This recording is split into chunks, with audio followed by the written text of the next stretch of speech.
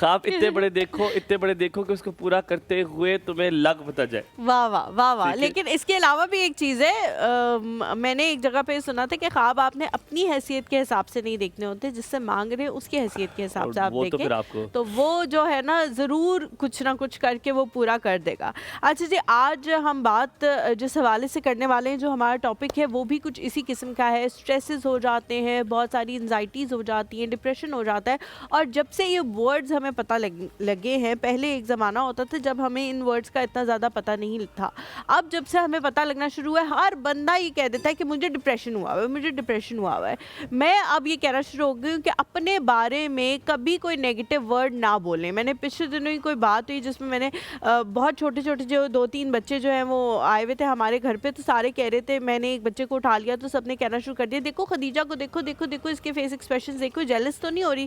تو میں نے فوراً کہا کہ میرے بچے کے ساتھ کوئی بھی نیگیٹو ٹرم آپ پلیز مت بولیں اس کے بارے میں, یا یہ ایسوسیٹ مت کریں اس کے ساتھ.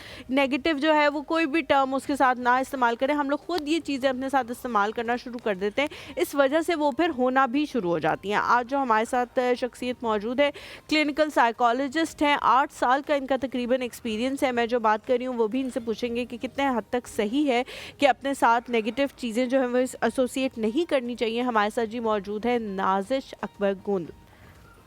السلام علیکم, کیسی ہیں آپ؟ Welcome to the show. Thank you. السلام علیکم. پلیز کیسی ہیں آپ؟ میں ٹھیک, آپ کیسے ہیں؟ Please just running through but I think I'll recover soon. I hope you had a good morning. آپ کی اچھی صبح ہوئی ہوگی. الحمدللہ. اچھا, سب سے پہلا سوال, ہم اپنے آئس بریکنگ کرتے ہیں تو آج ٹاپک بھی تقریباً ریلیٹیبل رکھا ہے تاکہ ہمیں آپ کو ایک ہی پیج پر ہوں. کتنا مشکل ہے یہ سوچنا کہ اگر آپ کوئی منزل آپ نے سوچی ہوئی اپنے لیے, کوئی ارادہ کیا ہوا ہے یا کوئی فیصلہ آپ نے کرنا ہے, اس کے سرکمسٹانسز آپ پہلے سوچنا شروع ہو جاتے ہیں. خدا نہ خواستہ یہ نہ ہو جائے, یہ نہ, اور اس ایموشن ٹریگر کی وجہ سے آپ کو انزائٹی ہو جاتی ہے, آپ پریشان ہو جاتے ہیں, آپ انفورسین چیزیں دیکھنا شروع کر دیتے ہیں. What do you have to say about that, then will come to the topic جو آپ کا فیلڈ ہے. بیسیکلی جو یہ آپ نے بات کی کہ ہم اس سے پہلے ہی ایک سینیریو ہوا نہیں ہے اور اس سے پہلے ہی اس سینیریو کو امیجن کرنا شروع کر دیتے ہیں. جب بھی ہم کسی سینیریو کو ایکسٹرا ایگزیجریشن میں جاتے ہیں, زیادہ سوچتے ہیں, تو وہ ہم اوور تھنکنگ کی طرف جا رہے ہوتے ہیں. اور اوور تھنکنگ جب ایک لمٹ ایکسیڈ کرتی ہے تو ہمیشہ نیگیٹو ہو جاتی ہے. تو وہ جب نیگیٹو سائڈ پہ جاتی ہے تو پھر ہم اس کا جو بھی کانسیکوینس دیکھیں گے, جو بھی ریزلٹس دیکھیں گے اپنی امیجنیشن میں, ریالٹی سے اس کا کوئی لینا دینا نہیں ہے, تو وہ نیگیٹو ہوگا.